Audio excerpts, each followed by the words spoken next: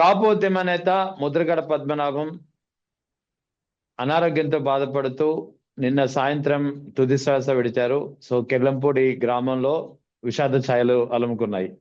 So ఈ నేపథ్యంలో ముద్రగడ పద్మనాభం అంటే ఏంది, ఎవరు గుర్తొస్తారు, ఏం గుర్తొస్తుంది, అవి అన్ని అంశాలు ఒక్కొక్కటిగా బయటకు వస్తున్నాయి. సో ఈ నేపథ్యంలో ఆయనతో ఉన్నటువంటి పరిచయం నేపథ్యంలో ఆయన వ్యక్తిత్వం గురించి, ఆయన లక్షణాల గురించి మాట్లాడేందుకు మనతో జాయిన్ అవుతున్నారు వైఎస్ఆర్ కాంగ్రెస్ పార్టీ నాయకులు పసుపులేటి సురేష్ గారు. నమస్తే సార్. నమస్తే సార్.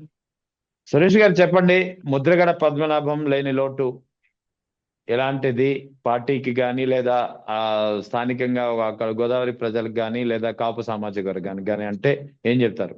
ముందుగా ముద్రగడ పద్మనాభం గారికి నివాళులు అర్పిస్తూ వారి కుటుంబానికి ప్రగాఢ సానుభూతిని తెలియజేస్తున్నాం. ముద్రగడ పద్మనాభం గారు ఈరోజు కాపు సామాజిక వర్గానికే కాకుండా యావత్ తెలుగు రాష్ట్రాల ప్రజలందరికీ కూడా తీరని లోటుగా ఈరోజు వారి మరణాన్ని భావిస్తున్నాం. ఎందుకంటే రాజకీయాల్లో వారు సుదీర్ఘంగా కేవలం కాపు సామాజిక వర్గానికే కాకుండా పేద ప్రజలకి, ఎవరైతే ఇబ్బందులు ఎదుర్కొంటున్నారో వాళ్ళందరి కోసం పాటుపడినటువంటి వ్యక్తిగా ఈరోజు మనం భావించాల్సినటువంటి పరిస్థితి. ముఖ్యంగా వారిని చూసాం గతంలో ఏ రకంగా కాపు సామాజిక వర్గానికి చంద్రబాబు నాయుడు గారు ఇచ్చినటువంటి హామీలు, ఆనాడు అధికారంలోకి వస్తే 2014 ఎన్నికల్లో చంద్రబాబు నాయుడు గారు చేసినటువంటి వాగ్దానాలు, కాపు సామాజిక వర్గాన్ని 6 నెలల్లో బీసీలుగా రిజర్వేషన్ కల్పించి గుర్తిస్తామని చెప్పడం, అదే విధంగా కాపు సామాజిక వర్గంలో పేద విద్యార్థులు ఎవరైతే ఉన్నత విద్య అభ్యసిస్తున్నారో వాళ్ళందరికీ కూడా అధికారంలోకి వస్తానే ఫీజు రియంబర్స్మెంట్ పథకాన్ని వర్తింపజేస్తామని చెప్పడం, మరి ఎల్కేజీ నుంచి పీజీ వరకు కూడా విద్యనంతా కూడా ఫ్రీగా ఈ కాపు సామాజిక వర్గానికి అందిస్తాం, 5,000 కోట్ల రూపాయలని కాపు సామాజిక వర్గ సంక్షేమానికి ఖర్చు పెడతానని అధికారంలోకి వచ్చారు చంద్రబాబు నాయుడు గారు.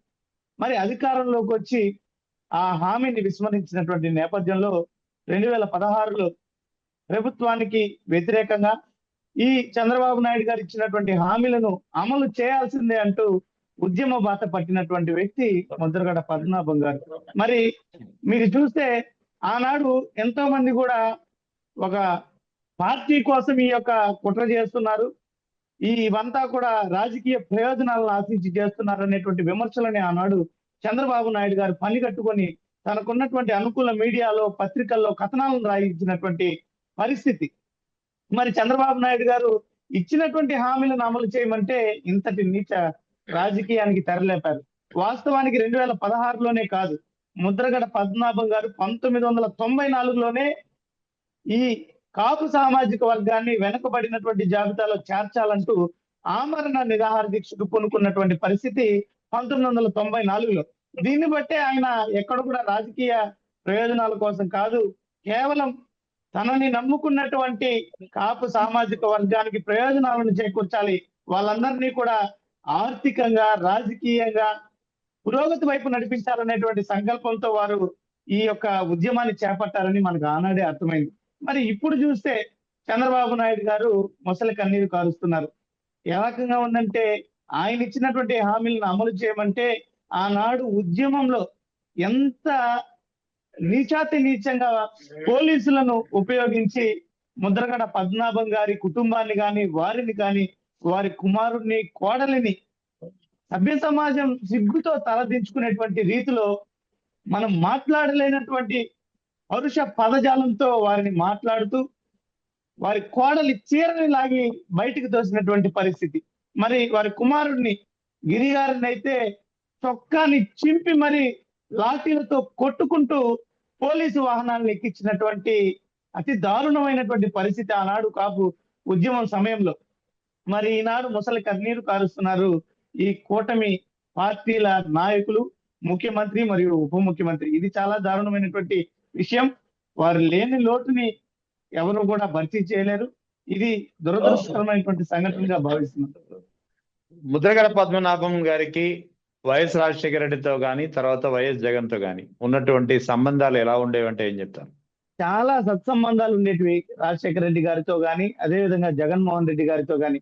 అనేక సందర్భాల్లో ఎంతో మంది రాజకీయ విమర్శలు చేసినా కూడా జగన్మోహన్ రెడ్డి గారి గురించి ఏనాడు కూడా ఒక విమర్శ కూడా చేయనటువంటి సందర్భం మనం చూసాం ముద్రగడ పద్మనాభం గారిని. గతంలో ఎన్నికల సమయంలో ఎంతో మంది ఎన్నో విధాలుగా ముద్రగడ పద్మనాభం గారిని జగన్మోహన్ రెడ్డి గారితో లోపాయికారికంగా ఒప్పందం కుదుర్చుకొని ఈ రోజు రాజకీయ ప్రయోజనాల కోసం పాటుపడుతున్నారంటే కూడా అవన్నీ కూడా లెక్క చేయకుండా వాస్తవాలను ప్రజలందరికీ కూడా గుర్తు చేస్తూ ఏ రకంగా చంద్రబాబు నాయుడు గారు గతంలో 3 సార్లు ఆయన ముఖ్యమంత్రిగా ఉండి ఏ రకంగా ఈ సామాజిక వర్గాన్ని కేవలం ఓటు బ్యాంకింగ్ గా చూసి మోసం చేశారో, జగన్మోహన్ రెడ్డి గారు ఏ రకంగా ఈ సామాజిక వర్గానికి ప్రయోజనాలను చేకూర్చారో ప్రజలందరికీ కూడా వివరించి గత ఎన్నికల్లో ప్రజాక్షేత్రంలో పనిచేసినటువంటి వ్యక్తి. ముద్రగడ పద్మనాభం గారు ఇంతకు ముందు ఉమ్మడి ఆంధ్ర రాష్ట్రంగా ఉన్నప్పుడు కానీ విడిపోయిన తర్వాత కానీ రాష్ట్ర వ్యాప్తంగా అందరితో కూడా సత్సంబంధాలను మెయింటైన్ చేసినటువంటి వ్యక్తి.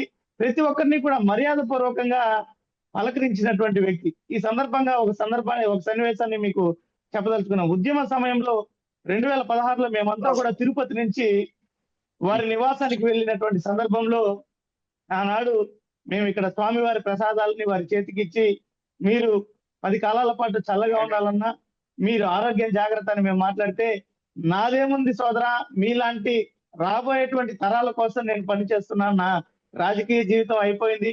నాకు ఎటువంటి రాజకీయ పదవులు కానీ, నాకు ఎలాంటి ఆశలు లేవు.